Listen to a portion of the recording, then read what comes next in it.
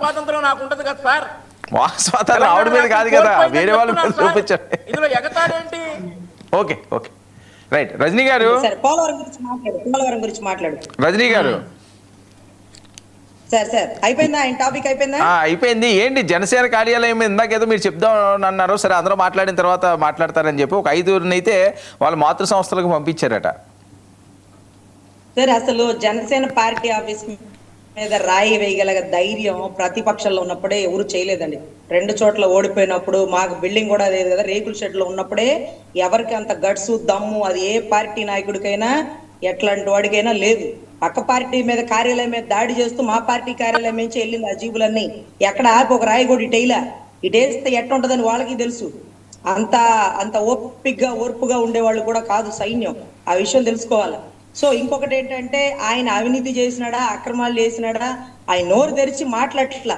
అది కూటమి ధర్మాన్ని అని ఆయన భావిస్తున్నాడు, కూటమి ధర్మానికి కట్టుబడి ఉంటున్నానని అతను చెప్పుకుంటున్నాడు. అంతేగాని అవినీతి చేసినాడు, లంచగొండితనం చేసినాడు ఆ అలవాటు లేదు. ఆ అలవాటు లక్ష్మణ్ క్రాస్ టాక్ వద్దు, నేను ఇస్తాను క్రాస్ టాక్ వద్దు. ఆవిడ మాట్లాడి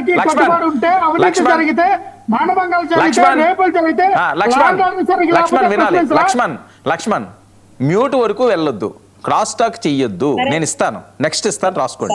టైం వేస్ట్. ఏదన్నా గట్టిగా సరే ఆయన శాఖ ఏదో ఆయన మాట్లాడతాడు. అంతకుముందు గతంలో హోంశాఖ గురించి మాట్లాడాడు.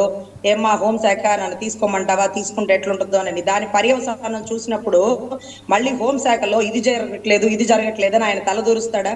ఆయన తలదూర్చడు. ఆయన శాఖలో ఆయన పని చేసుకుని వెళ్ళిపోతున్నాడు. అవతలోడు చేసే అవినీతి ఇవాళ కాకపోతే రేపైనా బయటకు వచ్చింది. ఆయన అవినీతి చెయ్యడు. అవినీతి చేసే ఎవరైనా ఎమ్మెల్యేలు ఉంటే వాళ్ళ మీద కూడా చాలా స్ట్రిక్ట్ గా జరుగుతూ ఉన్నాయి ఇంకా actions. So what ever it may be, ఏదైతే తెలంగాణలో దిశ ఎన్కౌంటర్ కేసు ఏదైతే ఉందో తెలంగాణని గడగడలాడించి టాప్ మోస్ట్ హీరో లాంటి సజ్జనార్ గారి మీద సుప్రీంకోర్టులో కేసు నమోదైంది. తెలంగాణ కేసీఆర్ గారి గవర్నమెంట్ పడిపోయింది. మాకు తెలీదు. మా కేసులు మేము చేసుకుంటూ వెళ్ళిపోతున్నాం. 2 సంవత్సరాలు తొర్రి కోతలు కూసినోళ్ళు, బాధపడినోళ్ళు, ఏడ్చినోళ్ళు, ఇట్లాంటి వాళ్ళని చాలా మంది చూసినాం. కానీ అయినా సరే నిలబడ్డాం. సజ్జనార్ గారు ఆ కేసులో ముద్దాయి. ఆ గవర్నమెంట్ మొత్తానికి చెడ్డ పేరు వచ్చింది ఆ 4గురిని ఎన్కౌంటర్ చేయబట్టి. వాళ్ళు దోషులే కాదు, దోషుల్ని తప్పించడానికి తెర మీదకి దోషుల్ని తెచ్చారు అంటూ కూడా అది ఎవిడెంటరీగా డాక్యుమెంటరీగా నిరూపితమైంది. ఆ కేసు మొత్తంలో ఆంధ్ర నుంచి వెళ్ళిన ఒకే ఒక్క ఆడబిడ్డ నేను.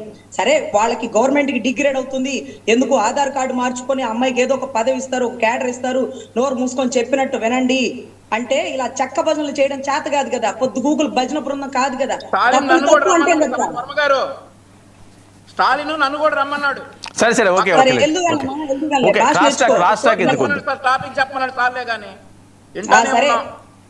సరే భాష నేర్చుకుని పోలే అన్న పల్లె కలుసుకుంది. కానీ అయితే ఇట్లాంటి విషయాల్లో కేసీఆర్ గారి గవర్నమెంట్ కానీ తెలంగాణ సజ్జనార్ కానీ మీ అందరికీ తెలుసు. అప్పుడు ఆయన ఎక్కడున్నాడో నాకైతే తెలియదు కానీ వీళ్ళందరికీ తెలుసు.